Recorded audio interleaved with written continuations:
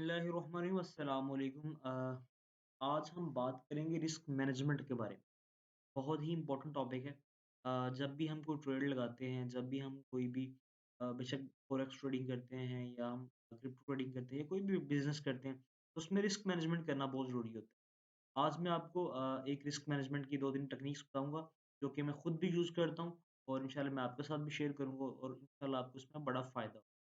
सबसे पहले जो सबसे पहला पॉइंट है रिस्क मैनेजमेंट का, वो है हमेशा पार्ट्स में बाइंग करते हैं और पार्ट्स में सेलिंग बीटीसी करते हैं। सपोज़ दैट कि हम बीटीसी को बाय कर रहे हैं, मैं एग्ज़ाम्पल दे रहा हूँ जी। बीटीसी की सपोज़ प्राइस है 44,000 के ऊपर बीटीसी प्राइस है, तो आप वहाँ से बाइंग कर लेते हैं, ठीक है? एक एंट्री में इसको बाइंग नहीं करना, आपने इसको पार्ट्स में बाय सपोज़ दैट मैं अपनी किसी भी एक ट्रेड के ऊपर मैंने सपोज़ दैट $50 या $100 लगाने हैं, तो मैं इसको 3-4 पार्ट्स में बाय एक्सपोज़र 44 पे आया, मैंने जी एक एंट्री ले ली, फिर 43 पे आया, मैंने फिर एंट्री ले ली, 42 पे आया, मैंने फिर एंट्री। अब मेरी जो एवरेज प्राइस बन गई है इनको, अगर मैं इनमें इक्वल डिस्ट्रीब्यूशन की है मनी की, मेरी 43 बनेगी एक एवरेज प्राइस, ठीक है? वैसे देखूँ तो एवरेज प्राइस जो बन रही है वो जो मेरी फर्स्ट एंट्री वो 44 थी, ठीक है? अब प्राइस जो नीचे आई है 42 तक, 42 से ये 44 तक भी चली जाए, तो मैं एटलीस्ट वहाँ पे भी अच्छे वाले प्रॉफिट, ठीक है? तो इस तरह से आपने जब भी ट्रेडिंग करनी है तो सबसे पहला इम्पोर्टेंट बात आपने पार्ट्स में हमेशा एंट्री लेनी है। इससे आपकी काफ़ी हद तक रिस्क मैनेजमेंट हो जाती है। नेक्स्ट देखें तो आपने वॉलेट साइज़ और लेवरेज का ख़ास ख्याल रखना लेवरेज में बताऊँ तो आपने जस्ट 10x यूज़ करें, ठीक है?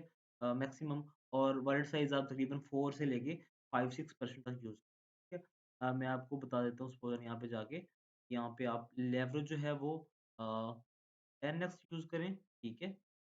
और वॉलेट साइज़ आप जो भी होगा आपके 4% ठीक है? पर ट्रेड 4 टू 5%। नेक्स्ट देखें जी कि आप सपोज़ दैट जी दिन की 10 ट्रेड्स करते हैं, ठीक है?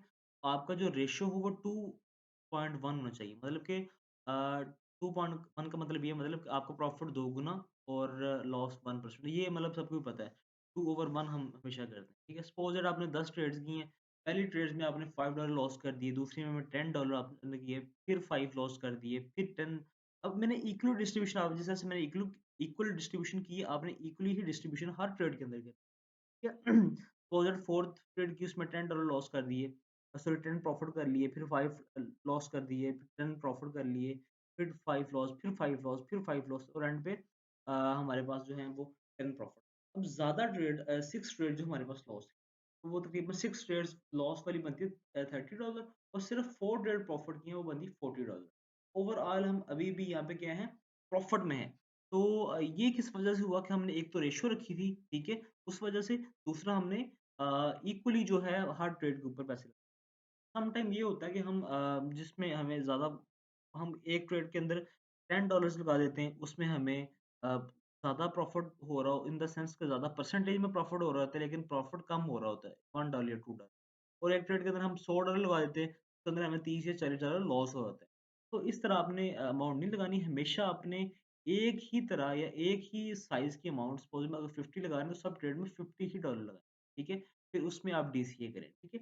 पार्ट्स में सेलिंग करें, पार्ट्स में बाइंग करें और वॉलेट साइज़ जो आप कम यूज़ करें, लेवरेज जो है वो आप कम यूज़ करें।